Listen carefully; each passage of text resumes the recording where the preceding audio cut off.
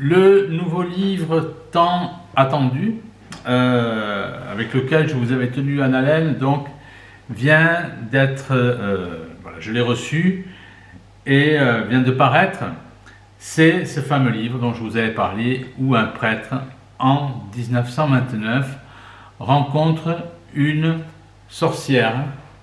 Et ça se passe en Bavière, et plus précisément entre la Bavière et la Bohême.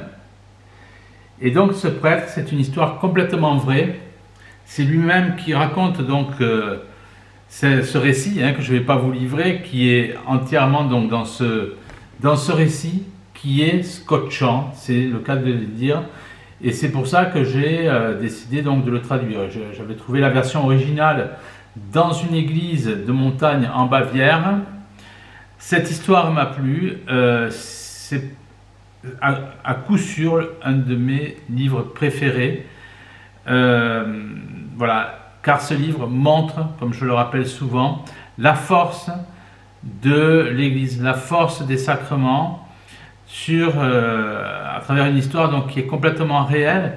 Un prêtre rencontre une sorcière qui fait régner véritablement la terreur, une sorcière donc, qui est criminelle, et il s'agit donc d'une région dans laquelle personne ne s'aventure parce que tout le monde a peur donc de cette sorcière.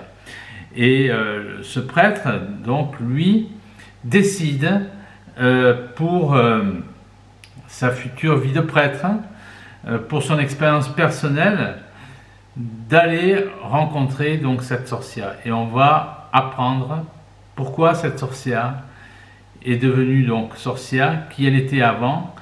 Donc je vous laisse découvrir le fil de cette histoire, que je ne veux pas vous livrer. C'est une histoire véritablement passionnante. Il n'y a pas d'autre terme. Une histoire pleine de rebondissements qui en plus nous amène dans les forêts donc, de Bavière et de Bohême. Donc le but de ce livre, c'est aussi de montrer la richesse de l'Église, la richesse spirituelle de l'Église, et d'amener donc le plus grand nombre à la conversion. C'est le but donc de ce livre, et aussi pour ceux qui sont convertis, d'approfondir ou de motiver véritablement leur foi. Donc voilà, c'est l'histoire d'un prêtre qui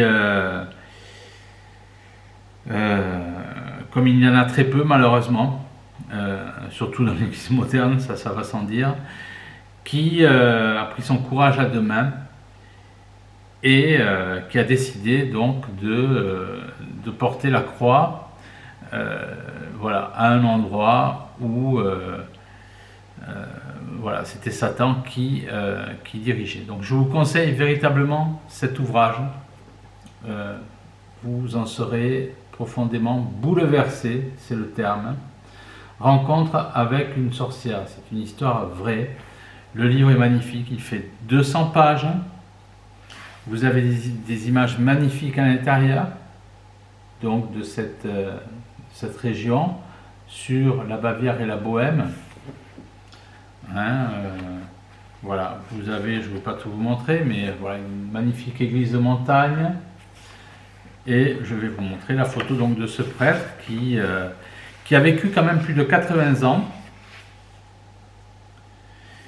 Et c'est l'image quand il était jeune prêtre et qu'il est parti donc à la rencontre de cette sorcière. Alors à travers ce livre, vous allez surtout voir, bien évidemment, la force de l'Église, la force des sacrements. Et comme je vous le dis toujours, seule l'Église a été capable d'aller convertir des cannibales parce que cette Église avait les sacrements. Aucune autre croyance ne l'a fait. Aujourd'hui,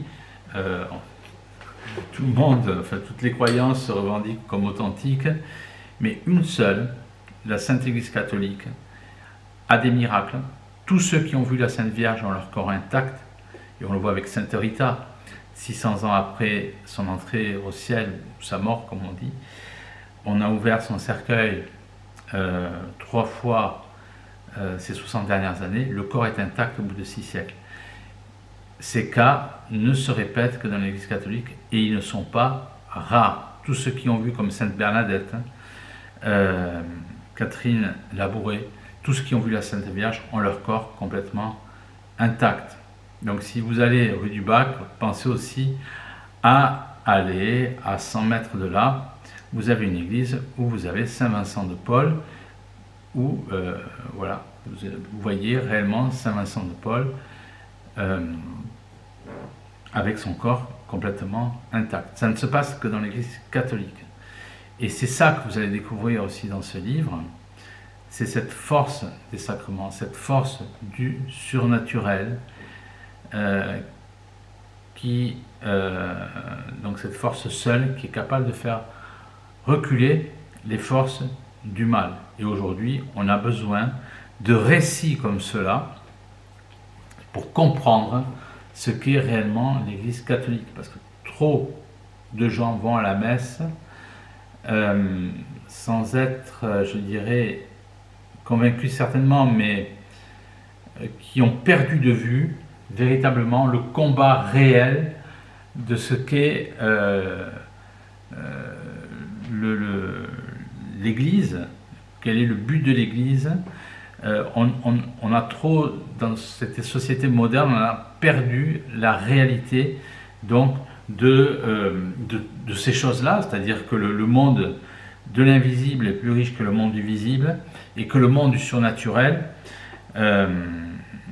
voilà, est aussi plus fort que le monde du naturel, c'est-à-dire que c'est le surnaturel qui guide tout.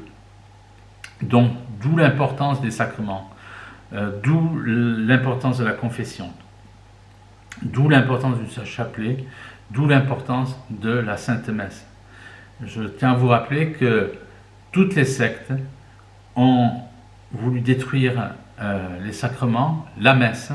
C'est ce qu'on voit avec Luther. Ici en Allemagne, on est dans les milieux traditionnels, c'est ce qu'on dit.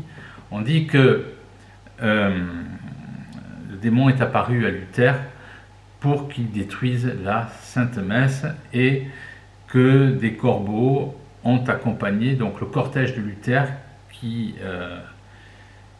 sentait mauvais. C'était une dernière donc révérence de Satan à Luther. Donc, est-ce que c'est une histoire vraie? Est-ce que c'est une histoire fausse? J'ai souvent posé la question à des prêtres ici pour cette histoire donc de remerciement de Satan à Luther. Même les prêtres n'en sont pas toujours. Enfin, ils n'en savent rien, voilà. Mais sans faire diversion, Luther en tout cas s'est suicidé. Vous avez de nombreux livres là-dessus en Allemagne. Donc ça montre véritablement le pouvoir du surnaturel, ce que Satan, toute la force qu'il a entreprise contre l'Église catholique. Donc ce livre est véritablement un monument, parce que vous serez complètement retourné par l'histoire. Donc une histoire qui a 100 ans, qui est une histoire vraie, l'histoire d'un prêtre qui, je le répète, au même titre que des prêtres sont partis quasiment seuls à les convertir des cannibales en Papouasie, ce prêtre, lui, malgré tous les avertissements qu'on lui lançait, a refusé donc d'écouter ses parents, a refusé d'écouter donc des gens qui lui disaient voilà, ne va pas dans cette région parce qu'il s'agit d'une sorcière particulièrement dangereuse et criminelle. Et lui a seulement fait confiance, vous allez le remarquer, à son ange gardien. Il est parti et donc la suite, je vous laisse la découvrir. En tout cas, ça sera, je peux vous le confirmer, un livre qui sera peut-être votre livre préféré, mais un de vos préférés, ça c'est certain. Voilà, c'est un livre qui est magnifique parce que ce prêtre en plus se perd dans la forêt et il prie son ange gardien et il rencontre ou il entend donc dans la minute qui suit par exemple un troupeau de brebis, il rencontre un berger qui lui explique sa vie et il y a plein de choses qui arrivent à partir donc de cela. Lisez ce livre, hein. Commandez-le, faites-le lire, en tout cas il sera dans les bonnes librairies catholiques. Vous pouvez le commander directement chez moi, bien entendu, à laurentglosy1@gmail.com.